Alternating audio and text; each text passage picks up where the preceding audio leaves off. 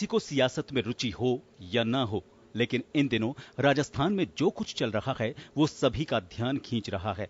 पिछले कुछ दिन से राजस्थान की सियासत में हल्की फुल्की लहरों के बीच मंगलवार का दिन काफी उथल पुथल भरा रहा। सोमवार को जयपुर के बाहरी इलाके के एक निजी होटल में इकट्ठा गहलोत समर्थक विधायकों की तस्वीरें कौतूहल बढ़ा रही थीं। मंगलवार सुबह इन सब की मौजूदगी में बहुप्रतीक्षित कांग्रेस विधायक दल की बैठक शुरू हुई। बैठक शुरू होते ही गैर मौजूद विधायकों पर कार्रवाई और मौका देने को लेकर दो धड़े बंटते नजर आए। लेकिन कुछ देर बाद मीडिया के बीच पहुंचे रणदीप सुरजेवाला ने इन सभी अटकलों को पीछे छोड़ते हुए मीडिया को नई सुर्खियां दे दी। मीडिया की तरफ बढ़ते रणदीप सुरजेवाला, अविनाश पांडे, गोविंद सिंह डोटासरा, केसी वेणुगोपाल की चाल ये बता रही थी कि कुछ बड़ा होने वाला है। सुरजेवाला ने पहले तो इस पूरे सियासी भूचाल का जिम्मेदार भाजपा को ठहराया और फिर कुछ ऐलान किए। सुरजेवाला ने सबसे पहले गैर गहलोत धड़े की कमान संभाल रहे सचिन पायलट को उनके मंत्री पद और कांग्रेस प्रदेशाध्यक्ष पद से हटा दिया। साथ ही रमेश मीणा और विश्वेंद्र सिंह से भी उनके मंत्री पद ले लिए। क्रिया की प्रतिक्रिया ये हुई कि इन सभी ने अपने ट्विटर स्टेटस से इन मंत्री पदों का जिक्र तुरंत हटा दिया। सचिन ने तो यहां तक लिखा कि सत्य परेशान हो सकता है, पराजित नहीं। खैर, सुरजेवाला की घोषणाओं के सिलसिले में कांग्रेस संगठन के प्रदेश नेतृत्व में बदलाव करते हुए कांग्रेस प्रदेशाध्यक्ष की कमान गोविंद सिंह डोटासरा को, यूथ कांग्रेस की कमान गणेश घोगरा को और कांग्रेस सेवा दल की कमान हेम सिंह शेखावत को देते हुए जातिगत समीकरण भी बैलेंस कर दिए। इस बीच सीएम अशोक गहलोत ने मंत्री पद में बदलाव की जानकारी राज्यपाल कलराज मिश्र को उनसे व्यक्तिगत मुलाकात के दौरान दी। राज्यपाल कलराज मिश्र ने भी इस प्रस्ताव को मंजूरी दे दी। लगभग जिस वक्त कांग्रेस विधायक दल की बैठक शुरू हुई थी, लगभग उसी वक्त भाजपा के प्रदेश मुख्यालय में डॉक्टर सतीश पूनिया, कटारिया, राजेंद्र राठौड़, चंद्रशेखर ने भी मंथन शुरू कर दिया। सुरजेवाला की प्रेस ब्रीफिंग के बाद इसमें रालोपा सांसद हनुमान बेनीवाल भी शरीक हो गए। प्रदेश भाजपा ने इस मीटिंग के बाद सचिन पायलट के लिए भाजपा के दरवाजे खुले होने की बात कहते हुए गहलोत से फ्लोर टेस्ट कराने की मांग कर डाली। इधर जैसे ही गोविंद सिंह डोटासरा के प्रदेशाध्यक्ष बनने की घोषणा हुई तो प्रदेश मुख्यालय पर उनकी नेम प्लेट लगा दी गई। इसके साथ ही प्रदेश कांग्रेस मुख्यालय पर सुरक्षा व्यवस्था बढ़ा दी गई। इधर संभावित प्रतिक्रिया के मद्देनजर न सिर्फ प्रदेश कांग्रेस मुख्यालय बल्कि प्रदेश के गुर्जर बहुल इलाकों में कानून व्यवस्था बनाए रखने के लिए जिला पुलिस अधीक्षकों को एडीजी लॉ एंड ऑर्डर ने निर्देशित किया। खैर, फिलहाल ये सियासी भूचाल थमा नहीं है। अब सभी की निगाहें दिल्ली की तरफ हैं और सभी सचिन पायलट के जवाब यानी उनके अगले कदम का इंतजार कर रहे हैं। कहा जा सकता है कि राजस्थान की राजनीति का भविष्य पायलट और गहलोत के अगले कदम से तय होने वाला है। जन टीवी के लिए जयपुर से प्रभात शर्मा की रिपोर्ट।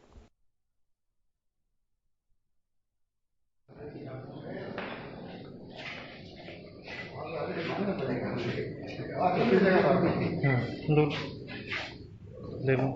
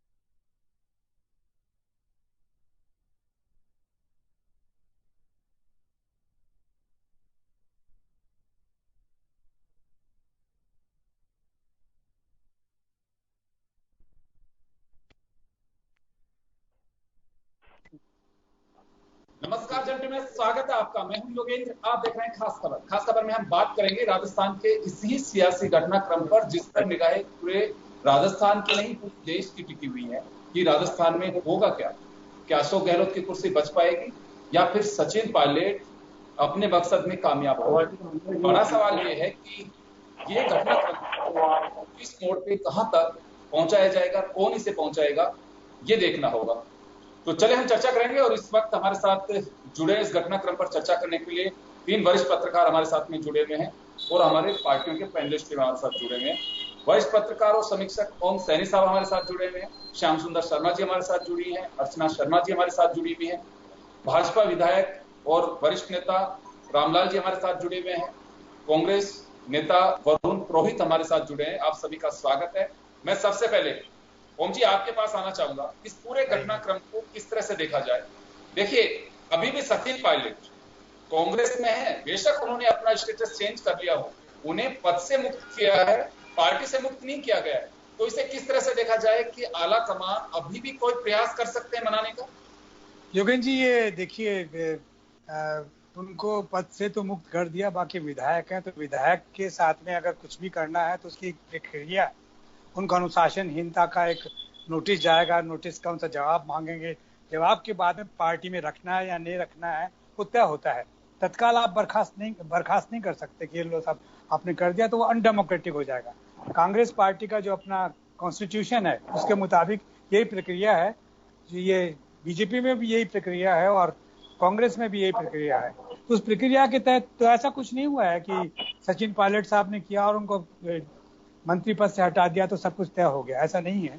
लेकिन साथ साथ वो सब बातें आएंगी उनके साथ। एसओजी की जो फाइंडिंग्स हैं, जिनके बारे में कहा जा रहा है कि कैसी है जैसी भी है, उसमें जो चर्चाएं की गई उनसे पूछा जाएगा कि आपने ये इनमें कैसे पार्टिसिपेट किया, क्यों पार्टिसिपेट किया, आप भारतीय जनता पार्टी के साथ में होपनोपिंग कर रहे थे या नहीं कर रहे थे, सौदेबाजी कर रहे थे या नहीं कर रहे थे, आपने 30 विधायकों की बात की थी या नहीं की थी, ये सब जांचा जाएगा। एक तो पहली बात तो ये, और दूसरा ये कि ये जो आज सारा शक्ति प्रदर्शन हुआ है उसका नतीजा ये हो रहा है कि भारतीय जनता पार्टी का जो अपना एक सोच था जिसके माध्यम से वो मध्य प्रदेश में अपना काम दिखा सकी हैं, गुजरात में अपना काम दिखा सके हैं, कर्नाटक में अपना काम दिखा सकें, राजस्थान में अपना काम वो नहीं दिखा सके उस तरीके से, क्योंकि राज्यसभा से ही मुझे लगता है कि राज्यसभा के साथ ही मुख्यमंत्री को इस बात का एहसास हो गया था कि कुछ ना कुछ होने वाला है और इस होने वाले को कैसे नियंत्रित किया जाए, इसका मुझे ख्याल है कि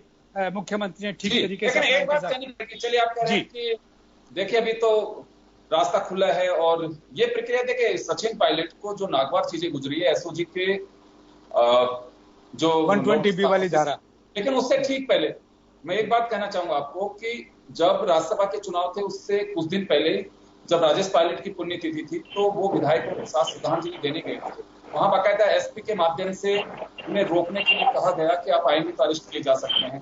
वो भी एक बात है क्योंकि एक आप डिप्टी सीएम है और आप अगर वहां जा रहे हैं तो आपको रोकने के लिए कहा जा रहा है, नहीं अगर रोकेंगे तो आपको अरेस्ट करेंगे। वहां से मुझे लगता है कि कल जा रही है। ये देखिए उसके बाद नोटिस के बाद अब जब नोटिस को और इस रोकने को सचिन पायलट बर्दाश्त नहीं कर पाए तो मुझे लगता है कि डिप्टी सीएम से हटाना और पीसीसी चीफ से हटाना, वो अपने आप को इसे एक जलालत के रूप में महसूस कर रहे हैं या करेंगे। तो ऐसे में तो लगता नहीं है कि अभी आला कमान से भी कोई चर्चा हो पाएगी। यूं तो देखिए वक्त का कोई पता नहीं है, कब क्या घड़ी बदल जाए कहना बहुत मुश्किल है। लेकिन फिलहाल मुझे जो लगता है कि सचिन पायलट बहुत कंप्रोमाइजिंग मूड में कम ही होंगे। मैं श्याम जी आपके पास आना चाहूंगा। अभी भी कांग्रेस से बाहर नहीं निकाला, जिसके 2 वजह।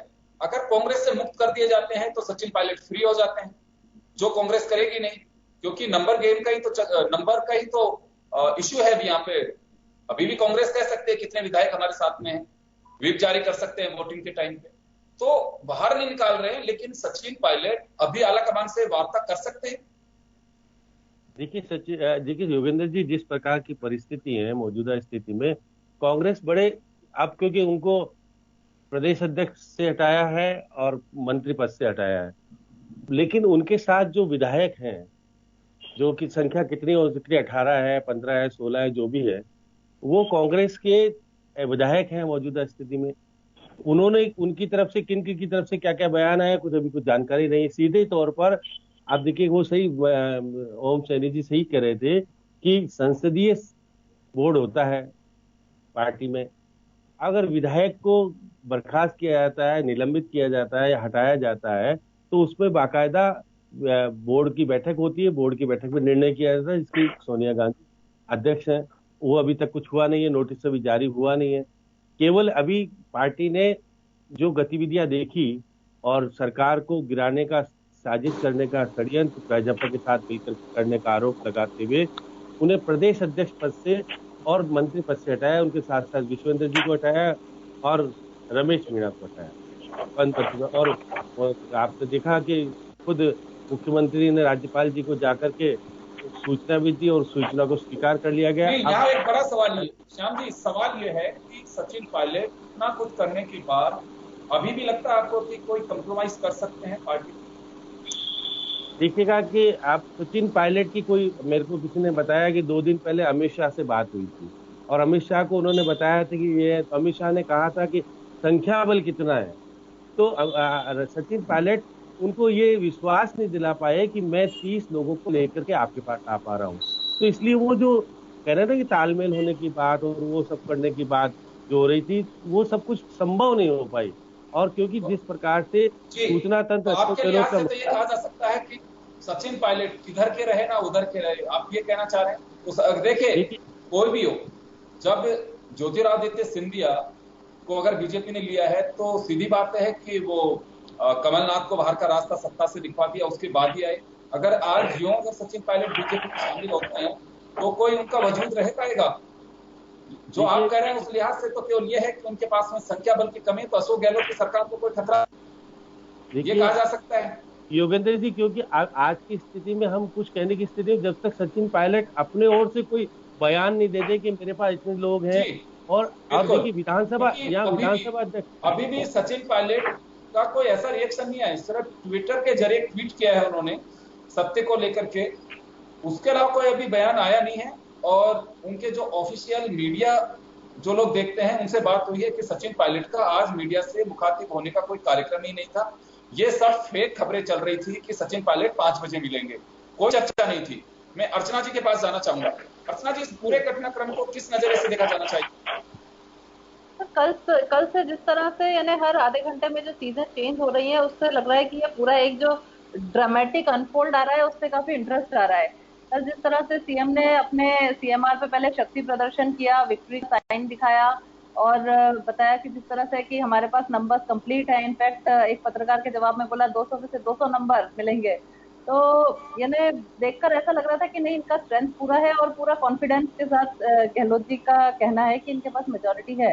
लेकिन फिर जब वो 4 लग्जरी बसेस आई और जब वो इनको फेमोंट लेके गए तो उस टाइम पर लगा कि नहीं, अभी थोड़ा सा कहीं ना कहीं मन में संशय है शायद सरकार के भी। लेकिन फिर जिस तरह से सुबह यानी सचिन जी को एक बार फिर एक बड़ी मार्मिक इमोशनल अपील करी गई कि आप परिवार के सदस्य हैं, परिवार के लिए आपके लिए मीटिंग ऑर्गेनाइज कर रहा है, आप वापस आइए। और जब कल आज सुबह भी पायलट जब नहीं आए तो जिस तरह से उनको और साथ में 2 और कैबिनेट मिनिस्टर्स को, जो उनके साथियों को जिस तरह से पार्टी से निकाला गया, तो कांग्रेस अपना रुख थोड़ा सा सख्त करती हुई नजर आई। अब इसके आगे जो अभी संशय, आज वाकई जो आप बोल रहे हैं 5 बजे सबकी निगाहें थी कि जिस तरह से पायलट अपने एक कुछ प्रेस कॉन्फ्रेंस करेंगे, उनका कुछ मैसेज आएगा। लेकिन पायलट है जिस तरह से अभी तक मौन धारण किया हुआ है, उससे आगे कुछ संशय फिर उठता है कि उनके पास भी नंबर्स हैं या नहीं है। तो जब तक अभी नंबर्स का संशय बना हुआ है कि किसके पास कितने नंबर्स है, कुछ लोगों का कहना है नंबर को लेकर के एक बार मैं बात कर लेता हूँ, रामलाल जी के पास में जाना चाहेंगे इस वक्त। रामलाल जी, बीजेपी एंजॉय कर रही है पूरे इस ड्रामे को देख करके या सियासी घटनाक्रम को देख करके? हालांकि एंजॉय के साथ साथ आपकी पार्टी भी सक्रिय हो रही है। हनुमान बेनीवाल के साथ पार्टी में बैठक हुई है आपकी, ओम माथुर दिल्ली से भी बयान जारी कर रहे हैं, आपकी पार्टी के दिग्गज नेता प्रदेश कार्यालय में बैठ करके चर्चा कर रहे हैं। तो केवल घटनाक्रम पर निगाहें रखे हुए हैं कि या कुछ आगे स्टेप भी उठा रही है बीजेपी? देखिए योगेंद्र जी, सबसे पहले तो मैं कहूंगा कि वर्तमान जो परिस्थितियां पैदा हुई, उन परिस्थितियों के कारण क्या थे। अगर वास्तविकता के अंदर हम जाए तो जब से प्रदेश अध्यक्ष सचिन पायलट जी बने हैं, तब से लेकर उनके समर्थकों में भी और उनके आशा और उम्मीद उनको खुद को भी ये थी कि पार्टी का जो भी अध्यक्ष होता है मुख्यमंत्री के नाते वही एक उम्मीदवार की हैसियत से काम करता है। और इसी भावना को ध्यान में रखते हुए सचिन पायलट ने पूरी मेहनत और परिश्रम करके ये सोच रहे थे कि मुख्यमंत्री मैं ही बनूंगा। लेकिन बीच में जिस तरीके के बयान अशोक गहलोत जी कहते थे कि चंद लोग इकट्ठे होके और मुख्यमंत्री का सपना दिखाने से कोई मुख्यमंत्री नहीं बन जाता, फिर उनका बयान मुख्यमंत्री बनने के बाद में आया कि वो तो सारे प्रयास थे, बाकी मुख्यमंत्री तो मुझे ही बनना था, क्योंकि गांव ढाणियों से तो मेरे नाम की आवाज आ रही थी। और जिस तरीके से मुख्यमंत्री का फैसला होने में भी दिल्ली में कई बार इनके समझाइश के दौर चले, और दौर के बाद में मुख्यमंत्री और उप मुख्यमंत्री का फैसला होने के उपरांत भी जो परिस्थितियां प्रदेश के अंदर पैदा हुई, डिपार्टमेंट मिले, लेकिन डिपार्टमेंट के अंदर उन्होंने कहा कि एक भी दिन ऐसा नहीं कि जिस दिन मुझे यह अवसर मिला हो कि मैं डिपार्टमेंट का शिलान्यास और उद्घाटन कर सकूं। मेरे जो अधिकारी लगाए गए वो अधिकारी मेरे कहने में नहीं है, जो मेरे समर्थक थे उन समर्थकों का भी कोई मान सम्मान नहीं रखा गया। और जिस तरीके से एसओजी के द्वारा जो मुकदमा दर्ज किया गया, ये तो सचिन पायलट की पीड़ा बता रहे हैं आप।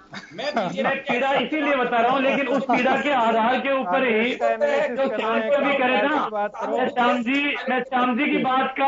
जी की बात का उत्तर देना चाहता हूँ। श्याम जी अभी जो कह रहे थे ना कि 2 दिन पहले अमित शाह जी की इनके सचिन पायलट के साथ मुलाकात हुई, मैं कहना चाहूंगा श्याम जी आपके पास कोई एविडेंस है, कोई फुटेज है, कोई वीडियो है तो आप हमें तो बताइए कि अमित शाह जी की मुलाकात सचिन पायलट जी से हुई है। सिर्फ हवा में बात करना, खुद के कुनबे की झगड़े को भारतीय जनता पार्टी के ऊपर सौंपना मेरे ख्याल से उचित नहीं है।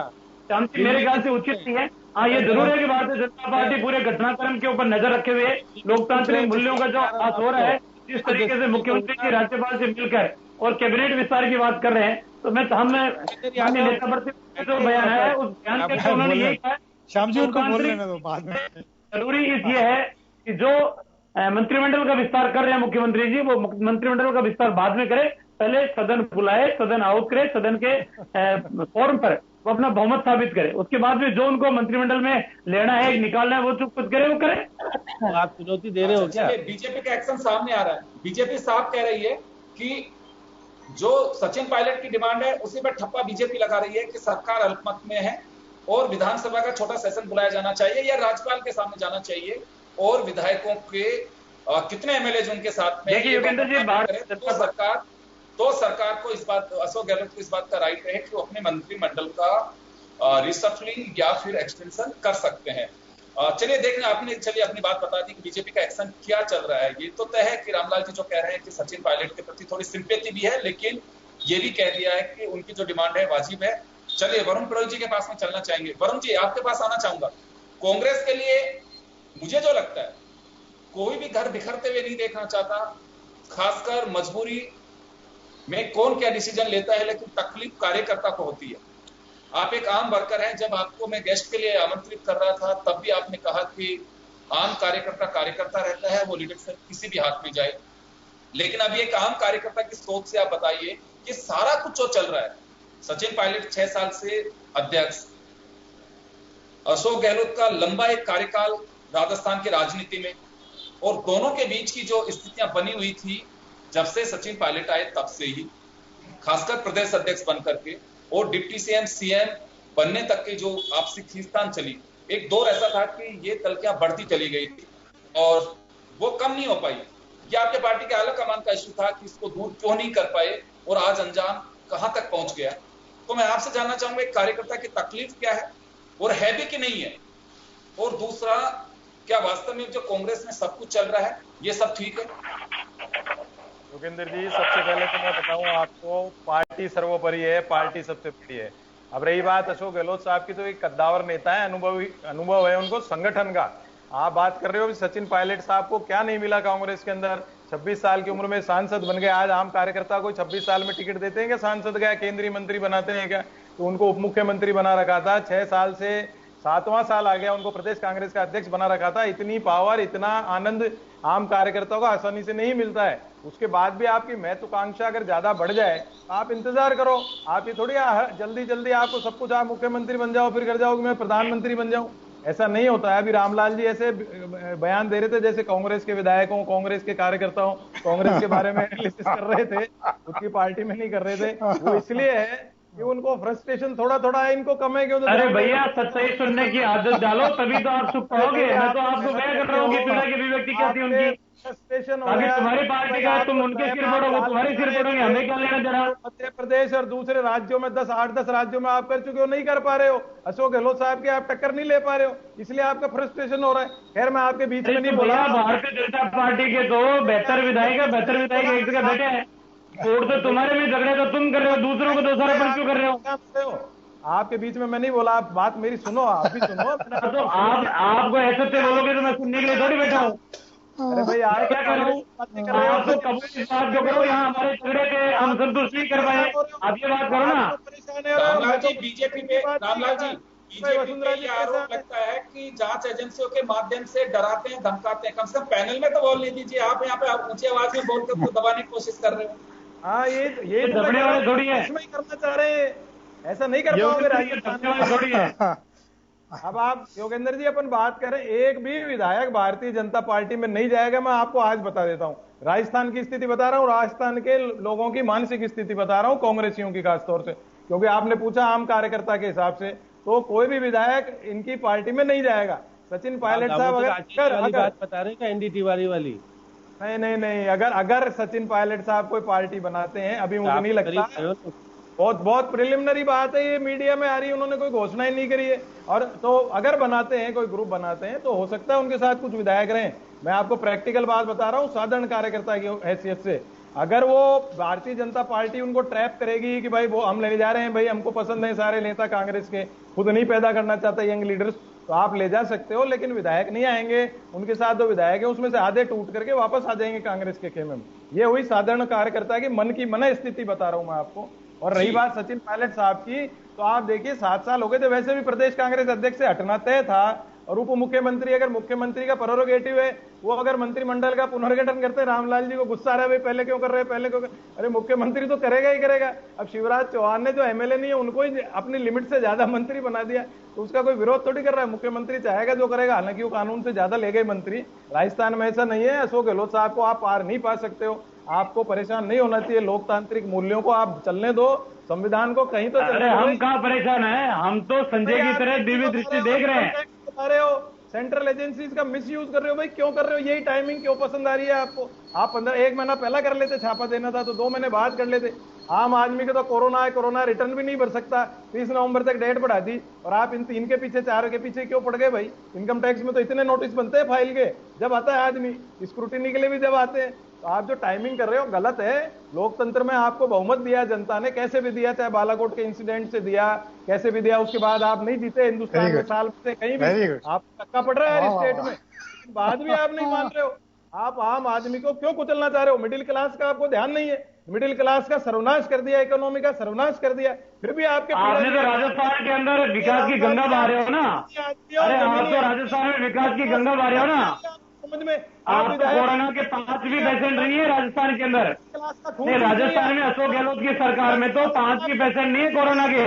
इतना अच्छी तरीके से आपने काबू पाया है। सचिन पायलट के ऊपर आप चलिए गिरबान में जाके देखो राजस्थान में सरासर की सरकार क्या काम करती है, गाँव में जाकर देखो। की बात सचिन पायलट के सपने आ रहे वरुण जी, मैं वापस लौट रहा हूँ आपके पास। ओम जी के पास जाना चाहूंगा मैं, ओम सैनी साहब के पास जाना चाहूंगा मैं। ओम जी, क्या लगता है आपको? बड़ा एक लंबा एक्सपीरियंस है, आपने विधानसभा के बाद के गोलीकांड से लेकर के राजनीतिक दलों के विभाजन तक की तस्वीर देखी है, बड़ा एक एक्सपीरियंस आपको। आपका अनुभव क्या कहता है? अशोक गहलोत, मैं कह रहा हूँ, मैं ये बता रहा हूँ सब खतरा बाकी है ना, मैं समझता हूँ कि जितनी सुरक्षित अशोक गहलोत की सरकार है, दूसरी कोई सरकार हो नहीं सकती, क्योंकि अशोक गहलोत इन सब चीजों को इतना खूबसूरती से पहचान रहे हैं कि राज्यसभा के चुनाव के दौरान ही पहचान गए, वो अलग बात। लेकिन मैं बताना चाहता हूँ कि सचिन पायलट को लॉन्च किया राजस्थान से, और लॉन्च करने के लिए जब उनके पिताजी की दुर्घटना में मृत्यु हो गई, उसके 1 साल बाद में जो महापंचायत हुई यहाँ पर, जो उन्होंने एक फाउंडेशन बना रखी थी, अखिल भारतीय मजदूर किसान महापंचायत, तो श्रीमती रमा पायलट ने कहा था कि ये जो जगह है ये मेरे बेटे को मिलनी चाहिए। तो लॉन्च किया, तब सबसे पहले जो सदस्यता फॉर्म भरवाया था वो गिरजा जी ने भरवाया। गिरजा जी उस वक्त पीसी चीफ हुआ करती थी। उनको आशीर्वाद दिया अशोक गहलोत ने, जो मुख्यमंत्री हुआ करते थे, उनको आशीर्वाद दिया सोनिया गांधी ने। और वो चाहती थी कि दिल्ली का और मध्य प्रदेश का जो गुजर मुख्यमंत्री हैं वो भी शामिल हो, लेकिन वो नहीं हो सके, क्योंकि राजेश पायलट पूरे उत्तरी भारत में गुजरों को एक तरीके से ऑर्गेनाइज करके और अपना एक मजबूत आधार बनाना चाहते थे, और वो नहीं कर सके। उनके सपनों को साकार करने का काम सचिन को करना था, शायद ये उनकी माँ की देखरेख में हो रहा था। और इसी के सिलसिले में चलते हुए इतना उनको सब कुछ मिला। और चूंकि वो राहुल जी के जो कांग्रेस के संभावित मतलब उपाध्यक्ष और संभावित अध्यक्ष हो सकते हैं, उनकी पसंद के लोग उसमें थे, तो उनको डिप्टी चीफ मिनिस्टर भी एक्सेप्ट कर लिया। किसने? मुख्यमंत्री ने। उनको सब कुछ जो कुछ चाहिए था सब कुछ दिया। लेकिन हम तब से ही कह रहे हैं कि एक आदमी जो प्रदेश कांग्रेस का भी अध्यक्ष है, एक आदमी सरकार में बैठा है, वो सरकार का कान कैसे पकड़ेगा? क्योंकि सरकार और संगठन में समन्वय के लिए जरूरी है कि संगठन खड़ा होकर के और सरकार से सवाल करे। लेकिन अगर संगठन ही लालच में बैठ करके और डिप्टी चीफ मिनिस्टर बन के बैठा हो, ये देखिए कमला जी को बनाया, बनवारीलाल बैरवा को बनाया अशोक जो गहलोत ने पहले, तो सम्मान देने के लिए बनाया कि बुजुर्ग हैं, उन लोगों से राय ली जाएगी। लेकिन इनको जो डिप्टी चीफ मिनिस्टर बनाया, ये समझ करके बनाया कि ये अनुज की तरह से, पुत्र की तरह से काम करेगा। लेकिन ये ऐसा हुआ कि समझ में बैठा ही नहीं, वो तो डिक्टेट करने की एक ऐसी सिचुएशन बनी कि उसमें हमेशा टेंशन बना रहा। जितने भी जन संगठन थे उसमें जिस तरीके से इन्होंने अपने लोगों को नियुक्त किया, उनके नतीजा आज। लेकिन ओम जी सवाल ये है कि क्या सचिन पायलट की बगावत के बाद जो मैजिक नंबर है या सरकार को बचाने के लिए जो आंकड़ा है वो राज्यपाल को दिया है, राज्यपाल को दे दिया ने ले जाकर के अशोक जी ने। अभी 109 बोल रहे हैं वो। अगर उसमें डाउट हो रहा है राज्यपाल को, तो वो कहेंगे कि साहब नहीं, आप अब जाकर के पहले शक्ति वो अपना नंबर गेम पूरा बताइए विधानसभा के अंदर, तब उसके बाद में मैं विस्तार की अनुमति दूंगा। लेकिन अगर वो ऐसा नहीं करते हैं तो उसके बाद में आप समझ लीजिए कि संतुष्ट, उन्होंने तो दिया है ना सारा, सबका सहमति पत्र और क्या क्या समर्थन पत्र वो सब दे के आए। तो चूंकि मेरा ख्याल है कि कलराज मिश्र जो हमारे महामहिम है, वो इन सब बातों में उस तरीके से नहीं देखते हो। निश्चित रूप से उनको सब कुछ कि अशोक गहलोत अगर आकर के मुझे कुछ दे रहे हैं तो झूठा तो कुछ देंगे नहीं, ऐसा सोचते होंगे। बड़ा ये कर सकते हैं भारतीय जनता पार्टी। लेकिन भारतीय जनता पार्टी इस आरोप से मुक्त नहीं हो सकती कि उन्होंने कर्नाटक में, उन्होंने मध्य प्रदेश में, उन्होंने गुजरात में जो कुछ किया वो सब साफ हो गया ना साहब। मणिपुर में तो जब ऐसा अगर आप करेंगे तो आपसे डरेंगे नहीं। बीजेपी जो कुछ कर रही थी, आप ये कहना चाह रहे हैं बीजेपी जो कुछ कर रही थी उसका जवाब राजस्थान में अशोक गहलोत ने दे दिया है? बिल्कुल दे दिया है। चलिए इसका जवाब मैं रामलाल शर्मा जी से लूंगा, लेकिन छोटे से ब्रेक के लिए रुकूंगा। ब्रेक के बाद रामलाल जी का जवाब होगा इसी मुद्दे को लेकर के कि राजस्थान के जादूगर ने बीजेपी को करारा जवाब दिया है। छोटे से ब्रेक के बाद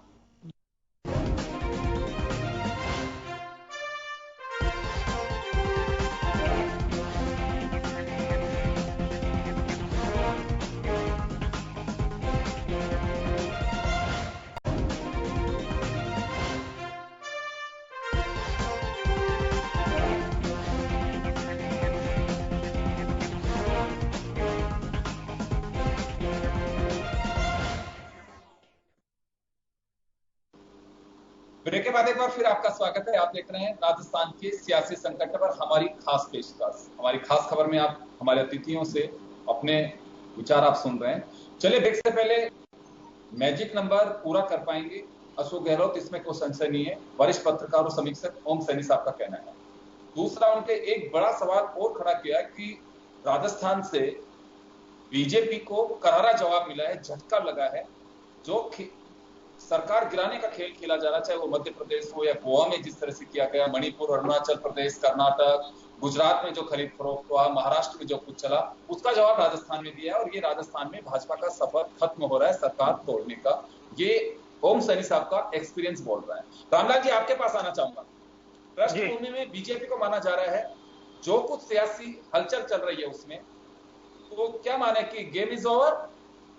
देखिए योगेंद्र जी, भारतीय जनता पार्टी के बारे में जो अभी ओम सैनी जी ने और श्याम जी ने जो कुछ कहा कि भारतीय जनता पार्टी का हाथ ये तो एक तरीके से लोकतंत्र के अंदर आलोचनाएं और सलाह ये हर किसी को देने का अधिकार है। अगर किसी के पैर में चोट लग जाए तो 20 आदमी 20 तरह की सलाह देने के लिए आ जाएंगे कि आपको ये करना चाहिए, वो करना चाहिए, लेकिन इन तथ्यों के अंदर कोई दम नहीं है। झगड़ा इनका खुद का, लड़ाई इनकी खुद की, जो कुछ करेंगे ये करेंगे, भारतीय जनता पार्टी को कुछ करने की आवश्यकता नहीं है। लेकिन जहां संवैधानिक जो मर्यादाएं अगर तार तार होती है तो वहां भारतीय जनता पार्टी के नेता प्रतिपक्ष ने जो बात कही है उस बात को गंभीरता से लेना चाहिए कि जो संवैधानिक मर्यादाओं का हनन हो रहा है लोकतांत्रिक तरीके से, जो इन्हीं के लोग, इन्हीं के विधायक ये कह चुके हैं कि गहलोत जी की सरकार अल्पमत में है, तो उन बातों को महामहिम राज्यपाल महोदय को भी ध्यान में रखते हुए निर्णय करना चाहिए और उसके आधार के ऊपर करें। लेकिन जहां तक मेरी आपने कहा कि अशोक गहलोत जी की सरकार को गिराने के अंदर भारतीय जनता पार्टी का हाथ था और इसके अंदर भारतीय जनता पार्टी को मुंह की खानी पड़ी है, ना तो भारतीय जनता पार्टी को कोई हाथ है, ना भारतीय जनता पार्टी का कोई हाथ होगा। सिर्फ और सिर्फ इनके कर्मों का, इनके कृत्यों का एक तरीके से निर्णय हो रहा है, मैं इतना कहूंगा। और जो कुछ करना है वो कांग्रेस के विधायकों को करना है, कांग्रेस के नेताओं को करना है, इसमें भारतीय जनता पार्टी का दूर दूर तक कोई नाता नहीं है। जी चले, लेकिन रामराज जी ये बताइए कि महाराष्ट्र, मध्य प्रदेश, गुजरात, गोवा, मणिपुर, अरुणाचल प्रदेश, कर्नाटक, वहां तो बीजेपी का रोल रहा, इसी वजह से ओम सैनी साहब का एक्सपीरियंस बोल रहा है। लेकिन योगेंद्र जी, जहां कुछ भी घटना किसी भी प्रदेश के अंदर हुई है उन प्रदेशों के अंदर इन्हीं के कांग्रेस के विधायकों के द्वारा हुई है, भारतीय जनता पार्टी के विधायकों के द्वारा तो हुई नहीं ना कि भारतीय जनता पार्टी के विधायक किसी को पकड़ के लाए हो। आपस के झगड़ा, आपस की महत्वाकांक्षा और आपस की पद और प्रतिष्ठा पाना, ये सबसे बड़ा कारण था और उसी कारण से इन राज्यों के अंदर ये दशा इनकी हुई है।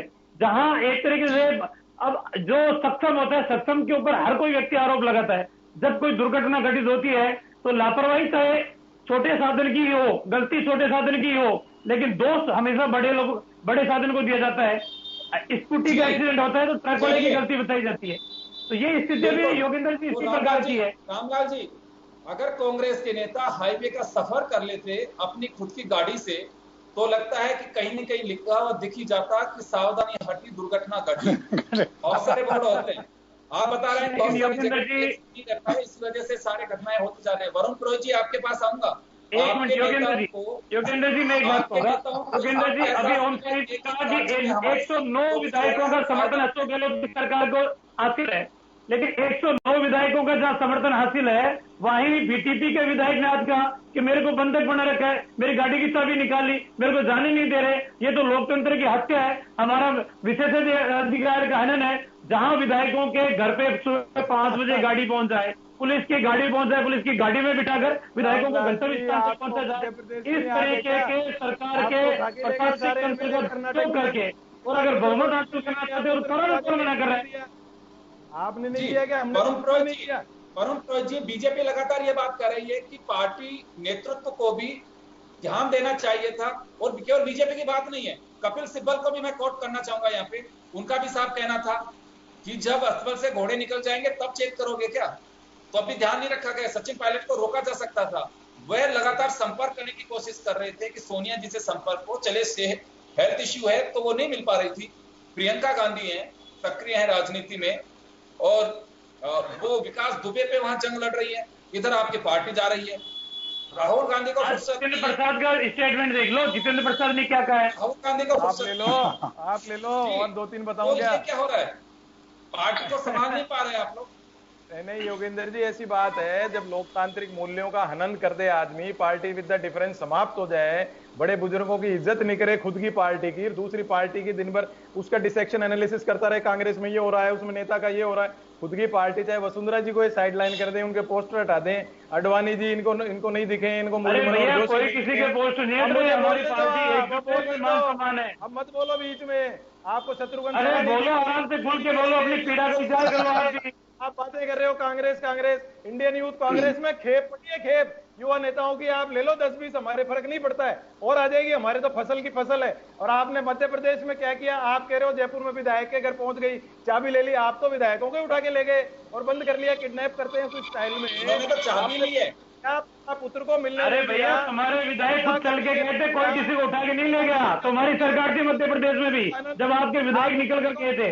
बोलने नहीं देते हो, आप लोकतांत्रिक मूल्यों का क्या हनन नहीं कर रहे हो? आप मुझे बोलने नहीं दे रहे हो तो आप कांग्रेस को कहां से बोलने दोगे स्टेटों में, जब आप यही नहीं बोलने दे रहे हो? बात इतनी बड़ी हो गई, बात इतनी बड़ी है, रामलाल जी प्लीज एमएलए तोड़ते हो और उन तोड़ के उनको मंत्री बनते हो।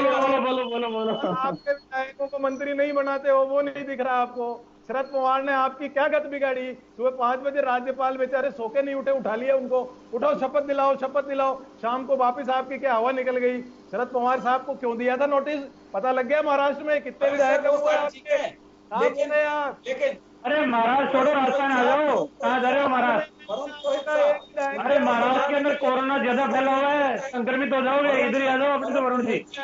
कोरोना तो आपको मिसमैनेजमेंट करने के लिए देख सबको संभाले रखने के लिए क्या कर रहे हो? सजग होना पड़ता है। पार्टी नेतृत्व ने ध्यान नहीं दिया कि राजस्थान में क्या चल रहा है, संभाल नहीं पाए आप लोग। मैं बताऊं योगेंद्र जी, पार्टी नेतृत्व का फॉल्ट नहीं है। राजस्थान में दोनों एक तो हमारे पास अनुभवी नेता था और एक यंग था। हम ये देख रहे थे ब्लैंड है, ऐसी स्थिति नहीं आएगी।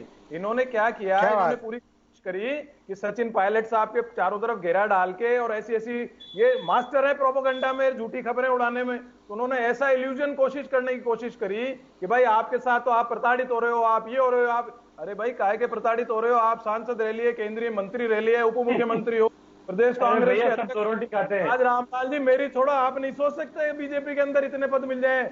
आप इतनी बार के विधायक हो, इससे ज्यादा क्या होगा? प्रदेश अध्यक्ष इल्यूजन्स जो बनाए, इल्यूजनरी 3 बार के विधायक होने के बाद भी नहीं करने की कोशिश करी आपने, उसमें नहीं आए लोग। और जो अब आप आएंगे ना, वो आपके हरियाणा सरकार ने रख रखे हमारे एमएलए बंद करके। जब जयपुर आने दो ना, जब पता लगेगा कितने वापस कांग्रेस में आ जाएंगे, आपके साथ नहीं जाएंगे, कोई नहीं जाएगा। आज 10-11 एमएलए ने इनडायरेक्टली कह दिया कि भारतीय जनता पार्टी में तो हम सवाल ही नहीं जाए। अगर आप कोई पार्टी ग्रुप बनाते तो हो सकता है हम पायलट साहब के साथ रहे। आपने एक युवा नेता जिसका हमको दुख है, हमको दर्द है, हमारे दिलों में रहता है सचिन पायलट, राजेश पायलट की छवि, उसको खराब करने का काम किया है आपके झूठे प्रोपेगेंडा ने, इल्यूजनरी इमेजिनेशन ने। खुद के कर्मों को दूसरे के ऊपर मत थोपो यार वरुण जी, कैसी बातें कर रहे हो? पायलट के कर्मों का आप क्यों कर्म बना रहे हो? बेचारे को क्यों बुरा कर्म कह रहे हो उनको? वो तो मैं क्या कह रहा हूँ, मैं क्या कह रहा हूँ, खुद के पापों का ठीक है, दूसरे पे क्यों बोल रहे हो? आपके ऊपर क्यों? अगर इतने स्नेह प्यार है तो बुला लो, बातचीत कर लेते, पहले मान सम्मान देते। लग रहे हैं अभी आप सचिन प्रताप का एग्जाम्पल दे रहे हो। चलिए मैं दोनों के पास आऊंगा, मैं दोनों के पास वापस लौटूंगा, आप दोनों के पास वापस आऊंगा। अर्चना जी के पास जाना चाहूंगा। अर्चना जी, क्या लग रहा है आपको, सचिन पायलट इतना बड़ा रिस्क लिया है उन्होंने, तो उनके पास में कुछ ऐसी स्थितियां हो सकती हैं कि जो गहलोत साहब का खेल बिगाड़ सके, या फिर ये मान के चलें कि जादूगर का जादू चल गया? लेफ्ट हो गया। अर्चना जी कहाँ? अर्चना जी लेफ्ट हो गई। चले मैं श्याम शर्मा साहब के पास में जाना चाहूंगा। श्याम जी, क्या लग रहा है आपको? जो मेरा सवाल अर्चना जी से था वही आपसे है कि सचिन पायलट इतना बड़ा उन्होंने रिस्क लिया है, उनका एक अपना कांग्रेस में कद है, और जिस परिस्थितियों के साथ जहां पहुंच गए हैं वहां से बैकफुट पे जाना बहुत मुश्किल होगा। तो क्या लगता है आपको कि अशोक गहलोत के लिए मुश्किल पैदा कर सकते हैं, या फिर जादूगर का जादू चल गया? देखिए योगेंद्र जी, सचिन पायलट का पद के अनुसार उनका कद था। अब कद, क्योंकि कांग्रेस में कद नहीं रहा उनका, साधारण विधायक हो गए हैं। उन्होंने अपने ट्विटर पे भी लिख दिया कि विधायक हैं और पुराने जो पद थे वो डालें। लेकिन आप देखिएगा कि अगर सचिन पायलट नई पार्टी बनाते हैं तो निश्चित रूप से सड़कों पर आंदोलन करेंगे। वो कांग्रेस के लिए आने वाले टाइम में चुनौती पैदा करेगा, उसमें दो राय नहीं। आज अशोक गहलोत अपनी सरकार का बहुमत साबित कर देंगे, ये भी बात सही है। मंत्रिमंडल का विस्तार भी हो जाएगा, लोग भी कुछ जोड़ लेंगे। लेकिन ये बात सही है कि आने वाले समय में जिस प्रकार से यूथ कांग्रेस का अध्यक्ष इस्तीफा दे, यूथ कांग्रेस के अध्यक्ष को हटाया है, सेवा दल के अध्यक्ष को हटाया है, एनएसयूआई का अध्यक्ष किया है, और कई लोग हैं उनकी निष्ठावान जो लोग होंगे, कुछ जाएंगे भी। तो कांग्रेस में अभी मौजूदा स्थिति में बहुत बड़ी चुनौती अशोक जी के सामने ही आएगी, और नए जो पीसीसी के अध्यक्ष बने हैं उनके सामने भी बहुत बड़ी चुनौती आएगी कि वो 300 लोगों का जो पदाधिकारियों का बड़ा लंबा चौड़ा लाजमा था, पीसीसी में बैठने की जगह ही नहीं थी। 300 पदाधिकारी तो ओम जी, मैंने तो जिंदगी में पहली बार देखा कि खुद सचिन पायलट ने 300 पदाधिकारी बनाए, उनको नाम भी नहीं पता था, लेकर के बैठते थे तो बड़ा लंबा लगता था। अब क्योंकि देखिएगा नई पीसीसी बनेगी तो 300 लोगों की तो नहीं बनेगी, क्योंकि जिस तरह की, और आप देखिए जो मंत्री था वो भी आज पद पे है, प्रताप सिंह खचारिया शहर जिला अध्यक्ष है, तो परिवहन मंत्री। ये जिस तरह का अव्यवस्था सचिन पायलट के माध्यम से जो सत्ता में लाने के लिए उन्होंने बहुत सारे पद बांटे थे, उसके बाद पद सत्ता आने के बाद भी पद नहीं छीने गए थे, और अव्यवस्थाओं के बीच में जो कांग्रेस चल रही थी, अब मैं कह रहा हूँ कि पुनर्गठन भी होगा, मंत्रिमंडल का भी होगा, पीसीसी का भी होगा, जिला अध्यक्ष भी बदलेंगे, और आने वाले समय में आपका पंचायत समिति और जिला परिषद के जब चुनाव और शहरी निकाय के चुनाव होंगे तो सिंबल बांटने का अधिकार अब गोविंद सिंह डोटासरा के साथ साथ मुख्यमंत्री की चॉइस का मुख्यमंत्री प्रदेश अध्यक्ष बनाए, तो अब धरातल पे भी इनके लोग बन करके आएंगे। 35,000 पदाधिकारी जीत के आएंगे आने वाले 6 महीने बाद। आप देखेंगे कि पूरे प्रदेश में चुनाव होगा, उस वक्त सचिन पायलट अपने लोगों को कैसे ला पाएगा, किनको टिकट देगा, क्या देगा, बहुत बड़ी। और भाजपा किस हद तक उनको सहयोग करेगी, क्या उनकी नई पार्टी बन करके वो कितने लोगों को ले जा पाएंगे, 30 से अधिक लोगों को ले जा पाएंगे, तो फ्लोर में वो किस तरह इस्तीफे देंगे, करेंगे, क्या आपके विधानसभा अध्यक्ष उनको मान्यता देंगे नहीं देंगे, बहुत बड़ी चीजें राजस्थान के राजनीतिक परिप्रेक्ष्य में आपको 15 दिन में दिखेगी, और आप देखेंगे कि बहुत कुछ बदला सा नजर आएगा। विधानसभा भी बदली से नजर आएगी, जहां सचिन पायलट मुख्यमंत्री के बगल वाली सीट पे बैठते थे, अब वो बैठेंगे बीजेपी के पास वाले उसमें, तो बहुत सारी चीजें देखिएगा। तो बहुत आपके लिहाज से तो चलिए श्याम जी, सवाल ये है मेरा, श्याम जी सवाल जो है मेरा जो सवाल है वो ये सवाल है कि क्या जादूगर का जादू चल गया, या फिर सचिन पायलट अभी भी मुसीबत पैदा कर सकते हैं? ये सिंपल में मैं चाहता हूं बस। देखिए, एक बार तो जादू चला है, अब ये स्थायी रूप से चल पाएगा नहीं चल पाएगा ये तो आने वाला समय बताएगा कि सचिन पायलट के साथ कितने लोग संघर्ष करते हैं और किस प्रकार की सरकार को दिग्विजय में डालते मदद करती है। कांग्रेस बीजेपी के साथ कितने, बीजेपी किस तरह के माहौल को यहाँ प्रदेश में, क्योंकि वसुंधरा जी कल आ रही है, कह रहे रणनीति तैयार करेंगे, अब उनकी रणनीति के अनुरूप भाजपा और बी सतीश जो आएंगे क्या कुछ गुला खाएंगे, कुछ कह नहीं, समय प्रबल है और वो ही बताएगा कि राजस्थान के परिप्रेक्ष्य में राजनीति में क्या बदलाव आएगा क्या नहीं आएगा। लेकिन आज फिलहाल मुख्यमंत्री अशोक गहलोत की सरकार को अभी तो तकलीफ नहीं है, बाद में बदले। चलिए मैं वापस लौटूंगा। अर्चना जी हमारे साथ में जुड़ गई है वापस। अर्चना जी के पास जाना चाहूंगा एक बार में। जी अर्चना जी आपके पास आना चाह रहा हूँ। जी आपको क्या लग रहा है कि जादूगर का जादू चल पाएगा या फिर सचिन पायलट अभी भी मुसीबत पैदा कर सकते हैं? जैसा कि हम लोग रोज डिस्कशन में यही डिस्कस कर रहे हैं कि जादूगर अपना जादू तो चला लेते हैं लेकिन सचिन पायलट मुसीबतें देते जाते हैं। तो सरकार 1.5 साल से जिस तरह से चैलेंजिंग सिचुएशन में चल रही है, मुझे लगता है आगे एकदम से चीजें बहुत स्मूथ फ्लोइंग तो नहीं होंगी सरकार के लिए, क्योंकि वही जो अभी हम बात दोहरा रहे हैं कि जो नंबर्स का जब तक सिचुएशन क्लियर नहीं होती है तब तक अभी कुछ भी कहना काफी जल्दबाजी होगी। हालांकि गहलोत जी ने बोल दिया है कैबिनेट एक्सपेंशन कर रहे हैं, वो अभी शाम को उन्होंने कैबिनेट मीटिंग बुला ली है, लेकिन उससे पहले वाकई हमें ये पता चलना चाहिए कि नंबर्स कितने हैं। तो जैसे कि बीजेपी ने भी डिमांड की या तो फ्लोर टेस्ट कराएं, लेकिन मुझे लगता है जैसे रोज पायलट भी अपने एक एक फेज में वो एक धमाका करते हैं। जैसे परसों उनके रात को एक मैसेज आया कि गहलोत सरकार माइनॉरिटी में है क्योंकि 30 कांग्रेस और इंडिपेंडेंट एमएलए हमारे पास है। कल रात को उन्होंने मानेसर होटल से एक वीडियो रिलीज किया जिसमें 18 से 20 लोग दिख रहे हैं। तो आज रात को हम इंतजार करना चाहिए कि आज थर्ड फेज का जो है, यानी एक वेब सीरीज चलती है ना जिसके बात कहनी पड़ेगी। अर्चना जी एक बात मैं कहूंगा यहाँ, देखिए बीजेपी पे यह आरोप लगते रहे, राजभवनों की बदनामी भी काफी हद तक इस बात को लेकर के रही है कि केंद्र सरकार के अनुसार रिमोट से चल रहे हैं राज्यपाल राजभवन। अभी ओम सैनी साहब ने एक जिक्र किया कि बहुत ही सुलझे हुए व्यक्ति हैं, बीजेपी के कद्दावर नेता रहे, केंद्र में मंत्री रहे हैं, खलराज मिश्र, वो गवर्नर है इस बार। अशोक गहलोत, क्योंकि चारों तरफ से मांग उठ रही है, बीजेपी डिमांड कर रही है, सचिन पायलट कर रहे हैं कि फ्लोर टेस्ट होना चाहिए। ऐसे में लग रहा है आपको कि एक सूची सौंपी गई होगी कि मेरे पास में ये अभी विधायक हैं, या जब डिमांड की जाएगी तब वो सूची सौंपेंगे? और अभी तक तो बिल्कुल ये कह सकते हैं अधिकृत रूप से ना विधानसभा अध्यक्ष के पास में कोई लेटर गया, ना बीजेपी का, ना सचिन पायलट का, और ना ही राज्यपाल के पास में गया है। वर्बली सारी बातें हो रही है। तो ऐसे में सूची सौंपने की कोई आवश्यकता है या फिर अभी जैसे अशोक गहलोत हैं उस तरह से कोई संकट नहीं उनके सामने और वो रिशफलिंग कर सकते हैं, एक्सटेंशन कर सकते हैं, सबकी रिजाइन ले सकते हैं, वो कुछ भी कर सकते हैं फिलहाल? डेमोक्रेसी का एक वो माध्यम होता है कि कल भी जो इन लोगों की सीएलपी मीटिंग हुई है उसके बाद इन्होंने एक रिजोल्यूशन पास किया था। तो रिजोल्यूशन में कुछ चीजें तो बिल्कुल ब्लैक एंड व्हाइट में मिली, लेकिन आपस में सब लोग, आज हम पत्रकार ही एक दूसरे से ये क्वेश्चन जरूर रेज कर रहे थे कि कोई कितने लोग इनके समर्थन में है, वो लिस्ट मिली है क्या? वो लिस्ट आज तक किसी के पास नहीं है, किसी के पास आंकड़े नहीं है कि कितने लोग आज गहलोत जी के साथ समर्थन में खड़े हुए हैं। तो अगर एक आम जनता के बीच में ये बिल्कुल प्रश्न चिन्ह है कि रियलिटी क्या है, फैक्ट फिगर जो है वो एक क्वेश्चन मार्क बना हुआ है। तो मुझे लगता है कि एक तो शीट तो जारी होनी चाहिए कि पता चले कि आपका स्ट्रेंथ क्या है।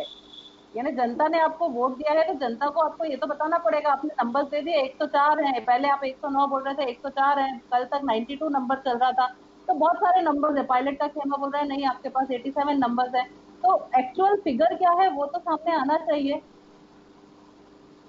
जी चलिए, उसमें संशय बना हुआ है अभी। मैं ओम जी के पास में जाना चाहूंगा। ओम जी, फिगर को लेकर के बड़ी चर्चा है अभी कि 109 का दावा कर रहे हैं।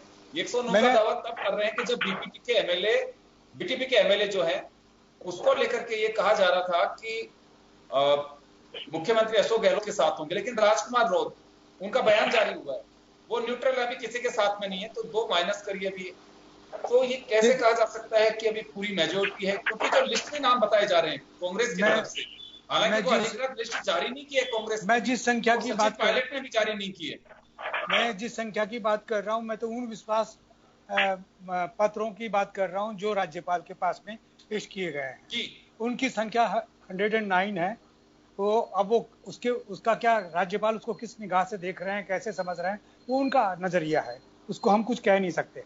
लेकिन इसको पब्लिक इसलिए नहीं किया जा सकता जिस तरह की खींचतान चल रही है, क्योंकि राजनीति में अब वो सुचेता तो है नहीं कि बड़ी ऑनेस्टी के साथ में निष्ठा और प्रतिबद्धता भी एक डिक्शनरी के शब्द रह गए हैं। निष्ठा और प्रतिबद्धता भी लालच और इनके सामने गौण हो जाते हैं। तो ऐसी स्थिति में चालबाजियां तो चलेंगे, कुटिलताएं अपना काम दिखा रही हैं, षड्यंत्र अपने काम दिखा रहे हैं। तो इसलिए किसी से एक से अपेक्षा करना वो बिल्कुल साफ सुथरे तरीके से आए। चाल चरित्र और चेहरे की बात को लेकर के जो भारतीय जनता पार्टी एक विकल्प के रूप में स्थापित हुई थी, उसी में बहुत सारी बातें देखने को मिलने लगी हैं। तो आश्चर्य होता है, क्योंकि वो तो हमने अपने आंख से देखा है और पूरे देश ने एक साथ देखा कि अब कांग्रेस का विकल्प पैदा हो गया। लेकिन वो देखा धीरे धीरे सिमट करके 2 लोगों के अंदर नजर आता है। उनका सेंट्रल एग्जीक्यूटिव जिसे कहना चाहिए वही सब नजर नहीं आता। अब रामलाल जी अलग बात है, उनका दायित्व बनता है कि वो हमें कंडेम करें, लेकिन फैक्ट यही है कि वो डेमोक्रेटिक स्वरूप जो भारतीय जनता पार्टी का बना था और जो कांग्रेस के मॉडल के बिल्कुल विपरीत था, तब अब्दुल करीम छागला ने कहा था उस वक्त बंबई के अधिवेशन में कि अब कांग्रेस, मुझे लग रहा है कांग्रेस का विकल्प पैदा हो गया। तो हम देख रहे हैं, लेकिन कांग्रेस का विकल्प। मैं चलिए रामलाल जी से लूंगा इसका जवाब। रामलाल जी, मुझे बहुत अच्छा उनको क्यों संकट में डाल रहे हो आप? जब बाबरी मस्जिद प्रकरण के बाद में भाजपा शासित राज्यों की सरकार गिरा दी गई थी, हर मंच से अटल बिहारी वाजपेयी जी और लाल कृष्ण आडवाणी जी ये बात कहा करते थे कि चुनी हुई सरकारों को गिराने का हक किसी को नहीं है, उन्हें जनता चुनती है, 5 साल तक के लिए चुन करके भेजते हैं, उन्हें अपना कार्यकाल पूरा करने देना चाहिए। लेकिन अब वो लगता है कि कहीं की बात हो गई है, शायद उसी और इंगित कर रहे हैं ओम सैनी साहब, जो अभी बात आपके एक सवाल जो खड़ा कर रहे हैं बीजेपी के कि 1980 में जब बीजेपी का गठन हुआ था तो उसकी वजह यही थी कि एक विकल्प के रूप में बन सके और पार्टी विद डिफरेंस, यानी कि अन्य पार्टियों से थोड़ा अलग नजर आना चाहिए, हम एक सुचिता की राजनीति करेंगे। अभी वो सब कुछ बचा है, ये तमाम परिस्थितियां जो उंगली उठ रही है बीजेपी पे, उसको लेकर। देखिए योगेंद्र जी, सबसे पहले तो मैं कहूंगा कि कांग्रेस ने लंबे समय तक भारत के अंदर शासन किया है और शासन के दौरान कई बार परिस्थितियां ऐसी पैदा हुई, इलाहाबाद न्यायालय के फैसले के उपरांत पूरे देश के अंदर इमरजेंसी लगा दी गई। तो उस समय क्या लोकतांत्रिक जो मूल्य थे उनका हाथ नहीं हुआ। जब उत्तर प्रदेश के अंदर कोई घटना घटित होती है और उत्तर प्रदेश के साथ साथ अन्य राज्यों के अंदर भी चुनी हुई सरकारों को बर्खास्त करने का काम तत्कालीन सरकारें करती है, तो क्या उस समय भी लोकतांत्रिक मूल्यों का ध्यान रखा गया था? ये समय और परिस्थितियों के अंदर है। लेकिन आज योगेंद्र जी जो कुछ घटित हो रहा है, आज योगेंद्र जी जो कुछ घटित हो रहा है, मेरी बात सुनो ओम जी, जो कुछ घटित हो रहा है वो इन्हीं के कार्यकर्ताओं की महत्वाकांक्षा मान लो, इन्हीं कार्यकर्ताओं की फूट मान लो, या इन्हीं कार्यकर्ताओं की इच्छा शक्ति की पूर्ति नहीं होना मान लो, या इन्हीं कार्यकर्ताओं की महत्वाकांक्षा इतनी बढ़ गई कि इनको तो एक ही रात के अंदर सब कुछ है। तो इसके अंदर भारतीय जनता पार्टी को दोष देना मेरे ख्याल से उचित नहीं है। कम से कम रामलाल जी जिनकी महत्वाकांक्षा बढ़ गई उनको आप लेकिन श्याम जी खुद का सिक्का अगर खोटा है तो उसका दूसरों को निकाल सकता नहीं है। बच्चा अगर बिगड़ा हुआ है तो उसको आप ही ठीक करो ना, दूसरे को दोष क्यों दे रहे हो? नहीं हमारे वरुण जी सुना आपने अभी, वरुण जी अभी सुना आपने रामलाल जी को कुछ कहेंगे? हम तो सिर्फ ये कह रहे हैं कि देश में जो राजनीतिक माहौल बन रहा है, हम जो अपेक्षा कर रहे थे कि हमारे आजाद भारत में ऐसी पार्टियां होंगी जिनमें निष्ठा और प्रतिबद्धता और साफ सफाई का सिलसिला रहेगा। हमें बहुत लोकप्रिय लगते थे गोविंद आचार्य जब बोलते थे कि चाल चरित्र भी रहेगी, लेकिन वो सब नहीं हुआ ना। वो हमें ऐसा लग रहा है कि वो ऐसा हुआ नहीं है और इसीलिए हमें कहीं आलोचना करनी पड़ती है, कहीं समर्थन करना पड़ता है। नजरिया दूसरा हो, आपका नजरिया दूसरा हो, आपको कुछ देख रहे हो आप जी क्या मैं बोल लूं रामलाल जी? हाँ बोलो। मैं ये कह रहा हूँ पार्टी विद द डिफरेंस तो दफन हो गई 2014 में। ये तो ओम जी ने बड़े भाई साहब है, इन्होंने पूरा देखा, आपने मैंने नहीं देखा, उससे ज्यादा राजनीति देखी इन्होंने। भैया हमारी पार्टी तो वही है, पार्टी दफन नहीं होगी। फिर वही आप सुनना नहीं चाह रहे हो। आपकी पार्टी तो बलराज मधोक जी के टाइम ही टूट गई थी, एक अलग धड़ा आ गया था। मधोक जी क्या क्या कहते थे उसकी वो उनकी किताबें पढ़ लेना आप, आपने नहीं पढ़ी हो तो।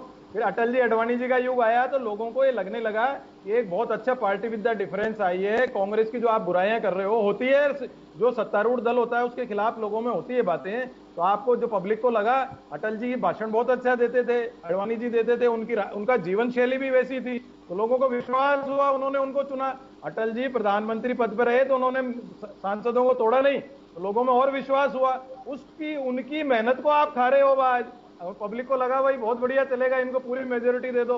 जैसे ही पूरी मेजोरिटी थी जनता एकदम हतप्रभ हो गई, धोखे में आ गई। अरे तो भैया मेजोरिटी तो 2014 में मिली है, 2019 में भी मिली है। क्या तलवारें देखिए कितनी मेहरबान है। लोकतांत्रिक तरीके से वो 2019 में भी इसी जनता ने बहुमत दिया है। सत्य उजागर हो रहा है, आप बोलने नहीं दोगे जनता। नहीं ये गलत बात है, आप बोलने नहीं दोगे जनता के सामने। आप मेरी बात भी तो आने दोगे, नहीं आने दोगे? फिर इसका मतलब आप मैं भी यही कह रहा हूँ कि 2019 में भी तो 2014 में जनता ने बहुमत दिया था, वही बहुमत 2019 में दिया है। आप संसद की वन को तो तोड़ना ही चाहते हो, ये तो सबको ही पता है। सेंट्रल विस्टा प्रोजेक्ट आपने दे दिया। ऐसी महामारी के टाइम पैसे की मतलब पैसे की कितनी तंगी है देश में, आपको सेंट्रल विस्टा प्रोजेक्ट की क्या जरूरत है? राजस्थान पे आए, देश की चिंता तो करने वाले बहुत सारे लोग हैं। राजस्थान के संकट की फिक्र करें हम लोग। राजस्थान में कोई संकट नहीं है। राजस्थान में संकट का शब्द ये लोग उछाल रहे हैं, प्रोपोगंडा कर रहे हैं कि भाई संकट है। अशोक गहलोत, मेरी बात सुन लो आप एक बार रामलाल जी। अशोक गहलोत जी और कांग्रेस से आप इतने पीड़ित हो गए कि 20-25 साल से जो आप तो शांति से बैठा हूं, आप शहरों में भी साफ हो गए। आप देख रहे हो हमारा रूट आउट हो रहा है राजस्थान से, तो कैसे ना कैसे अशोक गहलोत को धक्का पड़वाएं। जब हमारा मैं माफी चाहूंगा, मैं माफी चाहूंगा। वरुण जी मैं रोकना चाहूंगा, मैं माफी चाहूंगा आप सभी हमारे अतिथियों से, समय कम है। तो चलिए कुल मिलाकर के बात यह है कि राजस्थान की राजनीति में हर पल हर घड़ी बहुत महत्वपूर्ण है और कभी भी कुछ भी संभव है। लेकिन फिलहाल तो यही कह सकते हैं कि जैसे कल भी हम जब चर्चा कर रहे थे तो यही भी बात छोड़ी थी कि जादूगर का जादू चल गया। एक्सक्लेमेटरी साइन अर्चना जी ने जैसे लगाया वो आज भी है, और ये अभी तस्वीर जब तक साफ नहीं होगी बीजेपी तक लगाते रहेंगे के साथ में, तब तक ये साइन हटना। जादूगर जी के बारे में तो इनके जो विधायक हैं इंचार्ज जरूर रहेगा कि तस्वीर साफ। इनके जो विधायक है गावड़ी है, अशोक गहलोत के नाम से पता नहीं आप लोगों को क्या हो गया। ये रास्ते साफ हो जाने चाहिए, जो कुछ है पूरी क्लियरिटी के साथ में, ताकि राजस्थान का विकास हो सके। और राजस्थान कोरोना की जद में जिस तरह से बढ़ता जा रहा है आंकड़े, बहुत सारे राज्यों में लॉकडाउन बढ़ा दिया गया है। हम केवल अभी तक तमाम परिस्थितियों को, तकलीफों को भूल करके इसी सियासी प्रपंच में फंसे हुए हैं। इससे भी जल्दी बाहर निकलना चाहती है राजस्थान की जनता। सुख केवल नेता भोगेंगे या जिन लोगों को बत्तियां मिलेंगी वो भोगेंगे, लेकिन तकलीफ में राजस्थान जरूर है। कोरोना के चलते विकास ठप हो रहा है। ये तमाम जो घटनाएं होती हैं उसका असर कहीं ना कहीं प्रदेश को, वहां की जनता को भुगतना पड़ता है। तो मुझे लगता है कि ये सारा पटाक्षेप होकर के सारी परिस्थितियां जो है वो क्लियरिटी के साथ में राजस्थान जैसे चाहता वैसे हो, और जिसकी सरकार बननी है उसकी सरकार बने। लेकिन राजस्थान की जनता का मकसद एक ही है कि विकास वापस पटरी पे लौटे। कोरोना को लेकर के सरकार का अपना कोई स्टैंड हो, ताकि राजस्थान की जनता के साथ में न्याय हो सके। चलिए बहुत बहुत शुक्रिया आप सभी का। खास खबर में इतना ही, दीजिए इजाजत। नमस्कार। नमस्कार जी।